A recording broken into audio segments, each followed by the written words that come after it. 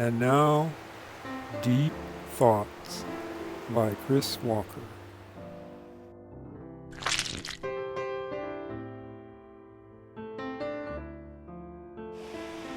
Hello, this is Chris Walker, and I'm back with the non-subjective evidence of Angelina Jordan's greatness that I had promised in the first part of this video. Now, getting together my thoughts for this video, I came to realize that actually the very best evidence for Angelina Jordan's greatness is actually very subjective.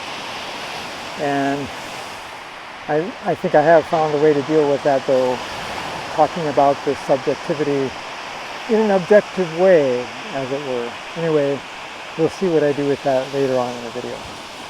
But starting out with the most objective evidence, first is longevity. I don't really appreciate opera music, but I would say, for example, that an opera like La Boheme must be artistically at least pretty important, simply by the fact that it has stood the test of time. People are still raving about it, calling it great art. If it's lasted that long, that means something. Now, of course, with Angelina Jordan, we don't have that longevity, at least yet, but I'll be coming back to that.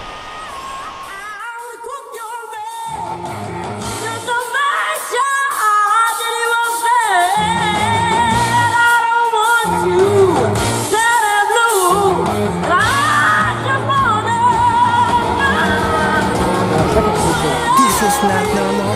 This is not normal at all. Oh my God! There's been multiple voice coaches and musicians and talent show judges who have all marveled at the wide variety of singing skills that Angelina Jordan has mastered, and from a very young age. Now, there are other singers who can do better than Angelina Jordan in one or two of these. Dimash comes to mind with his range. But there are very few singers who have as many skills mastered as well as she does and have such versatility. Smile and maybe tomorrow you'll see the sun.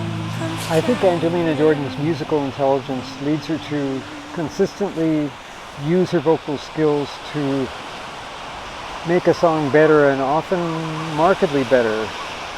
For example, there's a lot of songs where the original version is quite iconic, and Angelina has put out a cover that a lot of people would regard as better.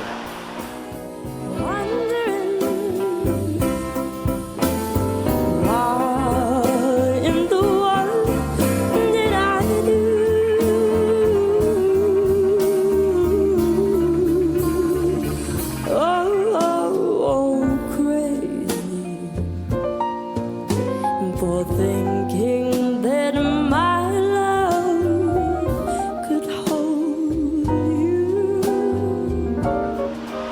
This is in contrast to what a lot of singers do, where they will use the song as a vehicle to showcase their skills.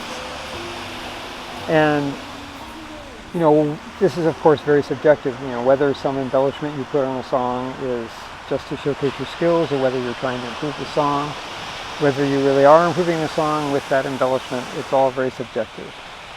But a lot of people have talked about this musical intelligence. I certainly see it there. I certainly see her vocal skills working always in service of the song, which is why she tends to have a very natural, not showy style.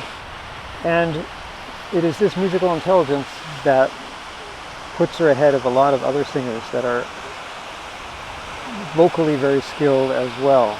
A classic example of that would be Christina Aguilera. She's a technically very talented singer, but she often ruins songs by these over-the-top theatrical runs and riffs that, just don't serve the song.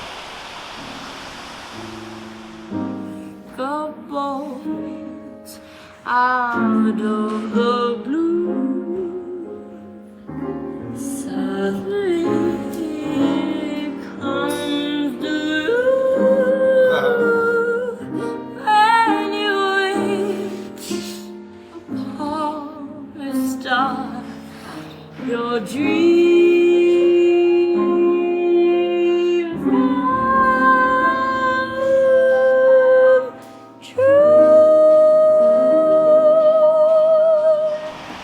of course, the beauty of a voice is very, very subjective.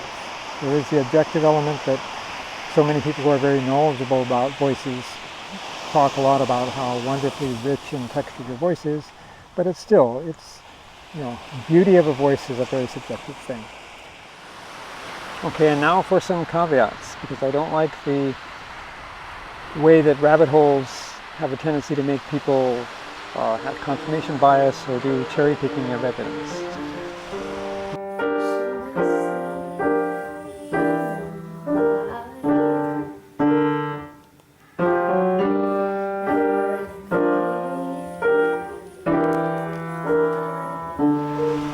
Angelina Jordan has only written a few songs, and she doesn't really dance or play any musical instruments well, and that is in contrast to some other more multi-talented singers.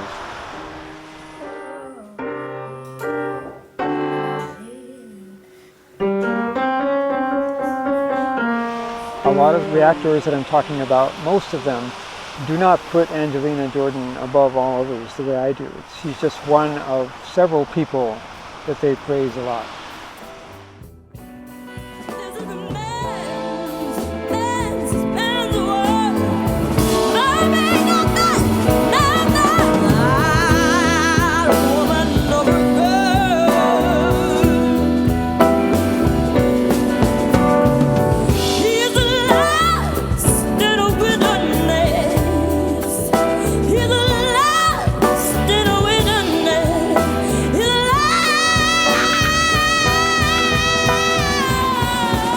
Okay, I would say the best evidence of Angelina Jordan's greatness is simply the way that her music and her singing makes people feel. Now, of course, that is like the most subjective thing ever, how people feel. And I'm not telling people that they should feel a certain way about certain sounds. And I acknowledge that many people don't have the same kind of feeling when listening to Angelina Jordan's singing that I do or that other fans do. And that's where the rabbit holes and fan clubs come in. People gathering together who share the same kind of emotional response to a particular singer. But here's where the objective part comes in. I think there's different, for lack of a better word, different qualities of positive emotional response to something. And I think that this quality can be measured to an extent.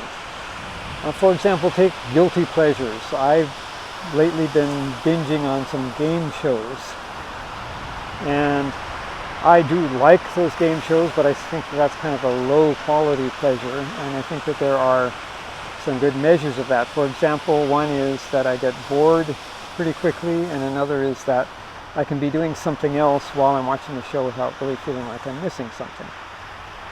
So the thing about Angelina Jordan is I just think that that quality of the good feeling that she produces when she's singing is higher than anybody else who's out there. That's a really unique thing about her. And I'm going to go into more detail when I do a more extensive video on this, when I'm out of YouTube jail. But for now, I'm just going to talk about 4 of these measures of quality. The first one has to do with genre. There's a surprising number of people who are fans of Angelina Jordan who came to her from after listening to genres that were very, very different kind of music. For example, I have a Norwegian friend, huge fan of Angelina Jordan, but before he discovered her, he was a big fan of like kind of heavy rock, like speed metal, music that has a totally different sound than what Angelina Jordan has. But now, he listens to Angelina Jordan all the time, and his friends joke about how much his taste in music has changed. The thing is, his taste in music hasn't really changed. It's just that with Angelina Jordan, it's what she brings to the music. It in a way doesn't even matter what the music is, what the song is, what the genre is. Just people respond to the way what she brings to the song. It reminds me of what one of the judges at Norway's Got Talent said after her very first audition with Gloomy Sunday. She said, "You are music." It's like what she brings to the music is the key thing. Okay, now the second measure of this like higher quality response that Angelina Jordan evokes is how and why she makes people cry. Now, of course, there are other singers that make people cry. Like Adele comes to mind. I definitely cried to her rendition of her song, Someone Like You. But the thing is, that's a very sad song. Now here I am crying to 3 different songs that Angelina Jordan sang, none of which is a sad song. In fact, the second one of which I don't even like at all as a song. Oh, man, that voice. So the tears are not for the lyrical content of the song, but they're tears of joy for just how beautiful the sound is. And that is something that I don't think you can say for many other singers, that you're going to cry when they sing a song that you don't like. Many people have reported this. Some people cry to almost every song. I'm not like that, but it's just that it's a different level of response. It's a deeper response, and this goes back to my earlier point about the subjectivity of saying that a voice is beautiful, like Angelina's voice has a beautiful tone and beautifully rich voice. It's that it's not entirely subjective in the sense that people are moved to tears when they're hearing a song that they don't like. So it really is a beautiful, beautiful voice.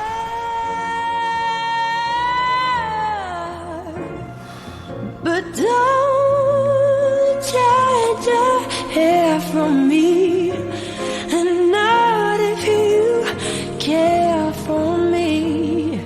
Stay, little Valentine, stay. Each day is Valentine's Day. Okay, now the third measure of quality is what an appreciation of Angelina Jordan will lead a fan to do. For example, take me. I was so impressed by Angelina Jordan that I actually started a channel devoted strictly to her.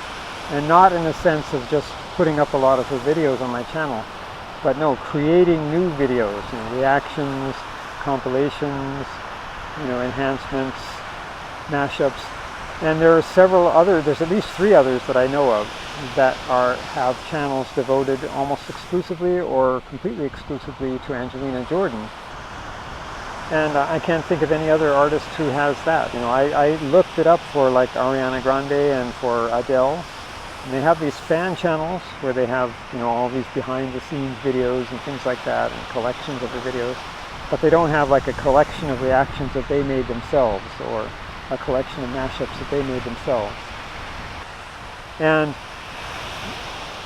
probably the most extreme example of what people will do is 2 of the people who have these channels I have been talking about team together to do a podcast in which they talk basically only about people's emotional reaction to Angelina Jordan. So it's what other singer can you think that they would make a podcast just devoted to how they feel about her? In fact, the first season of this podcast didn't even feature any clips from her songs, but it was still engaging because of all of these conversations that people were having about the unique way that Angelina Jordan makes them feel. That Million Mile song, I haven't had a song touch me like that in a very, very, very long time. I'm talking back in the early Whitney Houston days, like young Whitney Houston. I haven't had a song touch me like that. What do you think was the triggering factor that made you be touched like that with a song? The sincerity, the truthfulness. I felt every word of that song. So that's really reinforcing my point about the importance of the quality of the positive feeling that she produces. So that leads to the final and probably most unique thing about the response that she evokes, and that is that she actually makes people want to be a better person. Pontus and I, when we decided to do this podcast, we actually started with the expression, hey, she's changed me as a person, and then I said, hey, me too. And that was the basis, and we wanted to, can I say, spread the word. And then as soon as we said that, other people said, hey, she changed me too. And there's one thing to be a fan, it's another thing to appreciate music, it's another thing to be reached emotionally. But when you get changed as a person, that's the next level. Now, she does, of course, a lot of work for charity, and a lot of you may know about the story about about why she performs barefoot on stage, having to do with solidarity with people who don't have shoes. She wrote a book about that. Hi, my name's Angelina Jordan, and I'm 9 years old, and I have written a book whose name is Between Two Hearts. I love to sing, and I'm barefoot when I sing on the stage. In this book, you'll see why. But it's not like you're wanting to do good out of a sense of political activism. It's not like a Bono or U2 kind of thing. No, it's just the kind of love that she radiates, both in her singing and just who she is as a person, makes you want to be a better person. So, what artist can you say you've had that response from? So, in conclusion, I just want to stress that, I'm not telling you that you should feel a certain way. I know that the emotional response to a singer is something that is very, very individualistic. And if you never come to like Angelina Jordan, that's fine, more power to you. But I think it's really important that you really give her a chance. In the first place, some people don't get Angelina right away. She is unique. She has a different approach to songs, where she's like not trying to belt and do all these runs all the time. It's very much where you kind of have to give her your full attention. But I think that, what happens with a lot of people is that when they do get her, they get her completely. And if you do get her completely, you will be so happy that you made that effort. To get a sense of history is about to be made. And by the way, that leads back to some of my caveats about how she doesn't really have a long-term history on her side that we can say that, time has told, and that she's, that tells us that she's great. Because there's so many signs that is going to happen. And although she doesn't have a lot of songs, she has this book that she wrote that has beautiful writing in it, and the songs that she has written are getting better and better. Maybe life is a war. And it looks like there's going to be a bunch of them coming out when she comes out with her new album. So you're seeing all of this growth, and in that way that's very different from other child prodigies, say like Jackie Ivanko, who started out, everybody was amazed that, well, she's singing, like this adult opera singer at a young age, but then 10 years later it's like, well, she's still kind of hasn't evolved from that, and now she just sounds like another opera singer, taking away the unique aspect. But with Angelina Jordan, you have all of these signs of growth and evolution. So, you do definitely get a sense that history is about to be made. My father was a gambling man down in New Orleans.